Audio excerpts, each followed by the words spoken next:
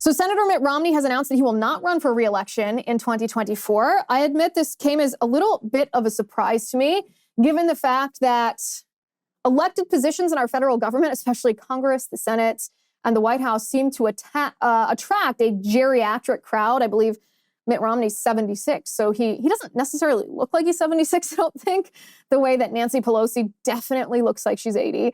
Nonetheless, Mitt Romney is just as old as they are, just about, and he says he will not run for re-election. This is the video he released. Rebecca, we can start this about 52 seconds. We don't need to listen to his litany of what he considers to be his accomplishments. 5 years in public service of one kind or another. At the end of another term, I'd be in my mid-80s. Frankly, it's time for a new generation of leaders. They're the ones that need to make the decisions that will shape the world they will be living in.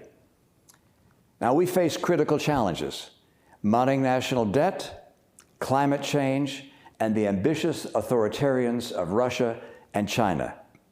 Neither President Biden nor former President Trump are leading their party to confront those issues. On deficits and debt, both men refuse to address entitlements, even though they know that this represents 2/3 of federal spending. Donald Trump calls global warming a hoax, and President Biden offers feel-good solutions that make no difference to the global climate. On China, President Biden underinvests in the military, and President Trump underinvests in our alliances. Political motivations too often impede the solutions that these challenges demand. The next generation of leaders must take America to the next stage of global leadership. Okay, that's good. So his answer about why he's not running for re-election is he basically said that he's too old. He would be in his mid-80s by the time his next term ended, because the Senate term is 6 years. It is a long term, and that it's time for a next generation of leaders. The ironic part is this is not actually why it's a good thing that Mitt Romney is not running for re-election. I'm glad he's not. He's a terrible senator. I think Mitt Romney sometimes triggers me more than other politicians that I don't like, because I voted for him when he ran for president. I voted for him in 2 different times and in the primary 1 year. And it's weird to think that someone that you supported, I campaigned for Mitt Romney, for goodness sake. I think a lot of us did. It's weird to think that someone that we voted for, someone that we wanted to be the Republican president because he seemed like the best option at the time, maybe it was the lesser of all the evils, but nonetheless, it's weird to think that someone that we at one point wanted to be president because we thought he would be a decent fighter for our cause turned against us. So it's not a good thing that Mitt Romney's not running for re-election because he's so old. That's the least of all the problems. The reason it's a good thing that Mitt Romney's not running for re-election is because he's essentially a traitor to the Republican Party and the conservative movement. He voted to impeach Trump over Ukraine? Like, are you kidding me? Are you kidding me? He brags about working with the Biden administration, but it's all of those things. We knew he was a squish. Even when we voted for him, in 2012, for example, we knew that he had Romney Care in Massachusetts, which is essentially government-run healthcare. We knew that he was kind of pro-life, but not really pro-life. Like, we knew he was a squish, but we didn't know that he was an all-out traitor. And his defining legacy to me will always be the fact that he voted to convict President Trump. Not just vote to impeach him, but in the Senate, voted to convict him on false deep state allegations.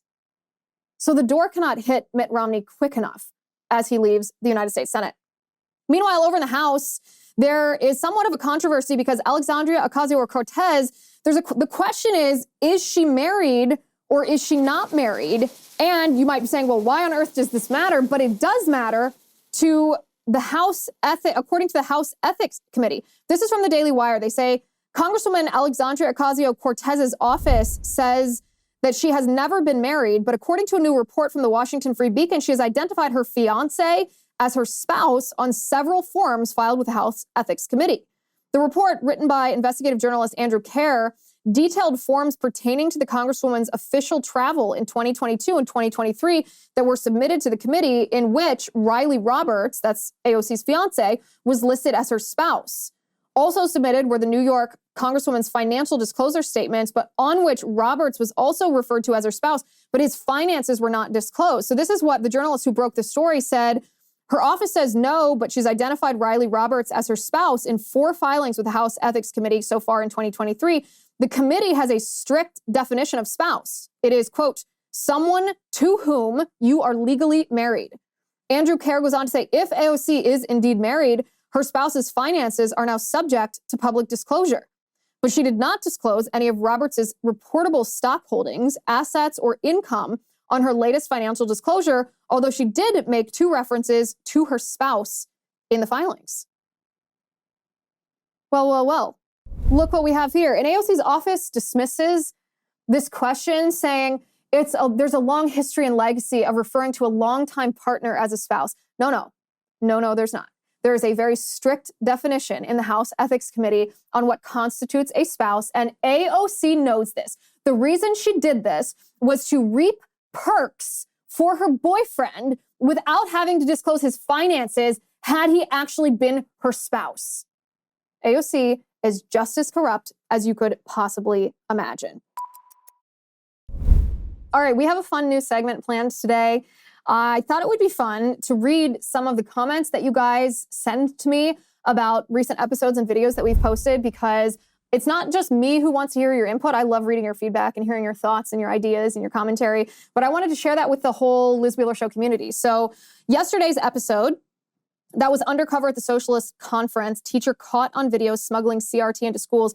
I talked to undercover journalist Karlin Borisenko, who went in disguise to the Socialism Conference. If you guys didn't watch that episode, it's a really good one. I enjoyed it. I enjoyed producing it, listening to her. She's really smart and very entertaining anecdotes from being undercover there.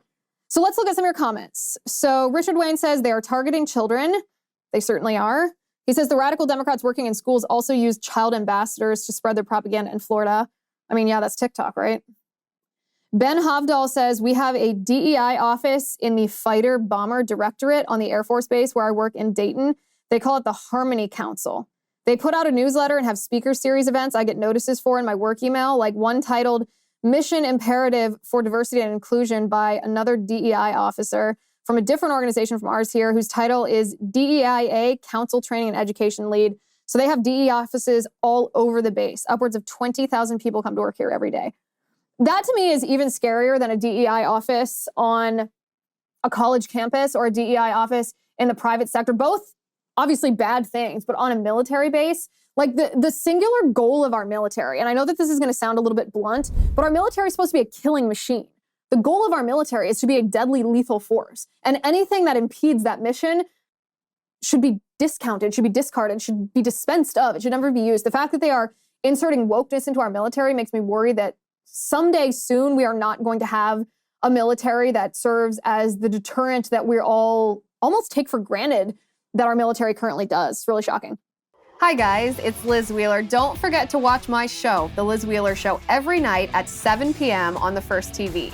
You can download the free First TV app, or you can visit thefirsttv.com/Liz and start watching today.